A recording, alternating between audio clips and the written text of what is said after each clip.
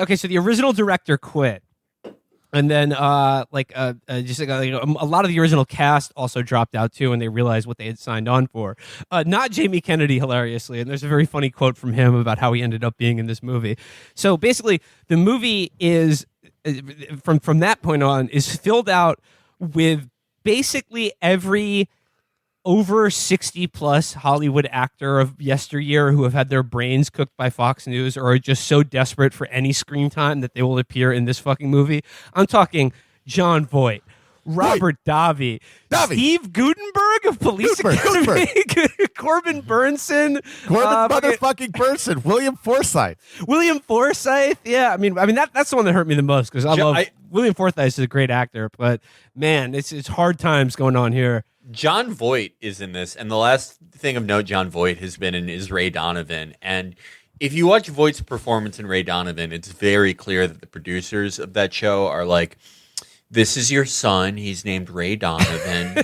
And it's just like John Voight is like really thinks he's killing people in that show. Like, this is not a guy who knows where he's at. So yeah, John Voight plays Chief Justice Warren Berger in this, and the funny thing is, so much of it is about does a fetus have standing to be represented in court or under the Constitution? Which is funny because in John Voight could not stand trial for murder and because he's not mentally competent enough, but like him appearing in this movie as a Chief Justice of the Supreme Court is added comedy. It's really quite something. Yeah, there are some great Supreme Court scenes. That's where the movie really gripped me. We'll talk about it later, but when the scenes of like 7 just confused old men looking at each other across the table. I mean, wearing robes. It really is. It's like pill handout time at the day room at the nursing home. Yeah, like I would love to see the B-roll or the blooper reel from that. They're just shitting their pants. It's like 7 of Betty Draper's dads hanging out. The entire craft service table is just pudding cups. Yeah. This is like they're gonna be like Biden's killing people who are involved in this movie because half the cast will drop dead just of natural causes. They pan over and it's like, wait a minute, who's that playing Thurgood Marshall? Is that Frank Sheeran from The Irishman? In addition to beloved actors of yesteryear who are just been circling the drain for the last 20 years, the movie is also the cast is filled out by a who's who of the conservative celebrities, limited but not including to Mike Lindell, Roger Stone, Milo Yiannopoulos, Tomi Lahren, and Stacey Dash has like a somewhat meaty role. I mean, she has like a more than a few scenes in this movie. Yeah, I think the best actor in this was Mike Lindell. And he's like, so he's on his only scene is like he's in a TV that someone's watching. He's like, it's the murder of a baby,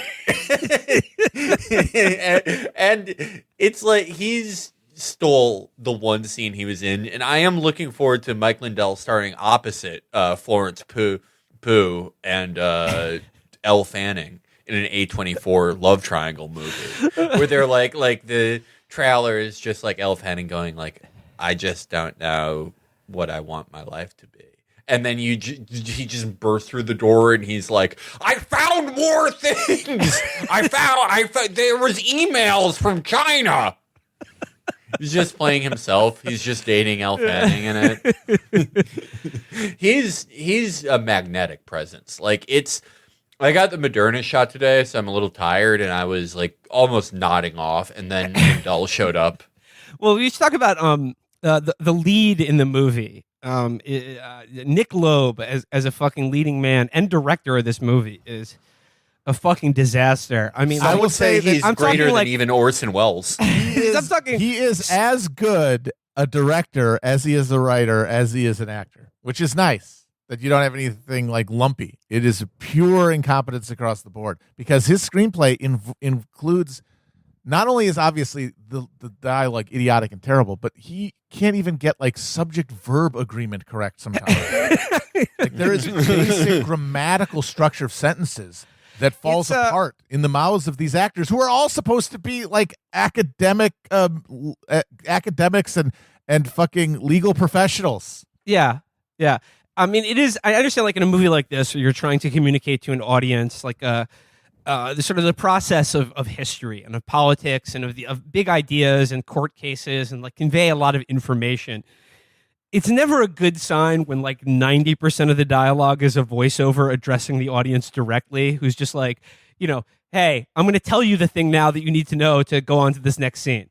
And the funny thing is that the director, like so many bad directors, is clearly influenced by Goodfellas. And the way they set up Planned Parenthood in this movie is like, it's Nick Loeb as the main character, who's like one of the pioneering abortion doctors in America. It's just like they'll, like in Goodfellas, there'll be like a freeze frame, and then like the voiceover, and he'll just be like, "Ever since I was a kid, I always wanted to kill babies for money." So so the movie begins, and it's he's being interviewed by some Washington Post journalist, and the journalist is asking him about he's like, "So when you take them out, do you see anything? Don't they have a human form? All you said is that they're bloody meat or whatever." And he's like, record scratch. I bet you're wondering how I ended up here. and then what he says is like, you have to understand, it was the 70s. There was the women's movement, and I got swept up in it. So and then it gets into like the credits. And by the way, the associate producer for this movie is the Catholic League. So there you go. You're Bill fucking Donahue. I love Bill Donahue. He was one of the most puzzling recurring Opie and Anthony guests.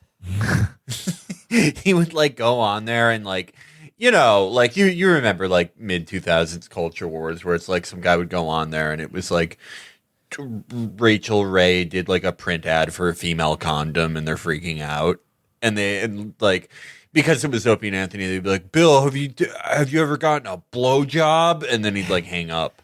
But he kept calling back. So well, it's funny because Opie and Anthony originally got yanked off the air in New York City because they had some couple call into the show while they were having sex in St. Patrick's Cathedral.